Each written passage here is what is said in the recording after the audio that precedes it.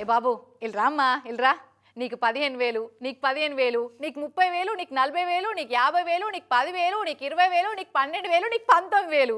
ఏంది ఇది అనుకుంటున్నారా? ఇగో దునియా దేశాల మీద ట్రంప్ కాకేసిన పన్నుల శాతం. నీకు 15%, నీకు 15%, నీకు 30%, నీకు 25%, నీకు 30%, నీకు 19%, నీకు 20%, నీకు 30%, నీకు 41%, నీకు 35% అని పర్ర కాగితాల మీద సంతకాలు గీకి పన్నుల బాంబు విసిరిండు అమెరికా అధ్యక్షుడు ట్రంప్ కాక. ఇంట్లో నీ ఓడు నా ఓడు అన్నది లేదు. అక్క చుట్టం అయితే లెక్క చుట్టమా, తమ్ముడే పేకాడే. ఎక్కడైనా దోస్తే గాని పన్నుల కాడ కాదని రప్ప పెన్ను పట్టి పన్నుల ఫైలు మీద సంతకాలు చేసి పడేసిండు. ఇండియోళ్ళు దోస్తులే గాని వాళ్ళు నేను చెప్పినట్టు ఇంటలేరు, వ్యాపారం చేస్తలేరు, కాబట్టి వాళ్ళకు దండగేస్తున్నా అనుకుంటా మన మీద 25% పన్నులు వేసిండు.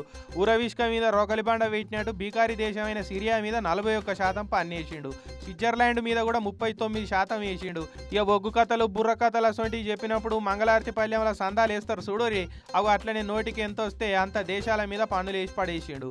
అంటే అమెరికా దేశంతో వ్యాపారం చేసుకుంటా బయటి దేశాలలో ఎవరైతే వాళ్ళ మాల్ను అమెరికా పంపిస్తారో అంత శాతం పన్ను కట్టాలని అంటున్నాడు. నక్క పుట్టి 4 వారాలు గాలే ఇంత పెద్ద గాలివాన జీవితంలో చూడలే అని నక్క అనుకున్నట్టు ట్రంపేకి ఏడాదనగాలే పాకిస్తాన్లో సమరు నిల్వలు దండిగున్నాయి, అది మంచి దేశం అనుకుంటా నెత్తి మీద ఎక్కించుకునుడే అనుమానం వస్తున్నది బాగా మందికి. పెద్ద మనిషి చెప్పినట్టు గంగిరెద్దు లెక్క ఇండియా నెత్తి ఊపలేదన్న కళ్ళమంటనే కనిపిస్తున్నది కానీ ఇంకోటి అయితే లేదంటున్నారు చాలా మంది. అయితే మొండివాడు రాజు కంటే బలవంతుడు అన్నట్టు ట్రంప్ ఎవరి మాట ఈయనని సీతయ్య కాబట్టి ఆయనతోటి కయ్యానికి కాలు దువ్వకుండా సదురుకపోవడే మంచిదని ఇంకొందరు అంటున్నారు. ఈ 3 ఏళ్ళు కళ్ళు మూసుకొని భరిస్తే ట్రంప్ అనే పీడ పోతుందని అంటున్నారు. ట్రంప్ సలగుండా ఏ ముహూర్తాన మళ్ళా రెండోసారి ప్రెసిడెంట్ అయిండో కానీ దునే దేశాలనైతే 3 చెర్ల నీళ్లు తాగిస్తున్నాడు.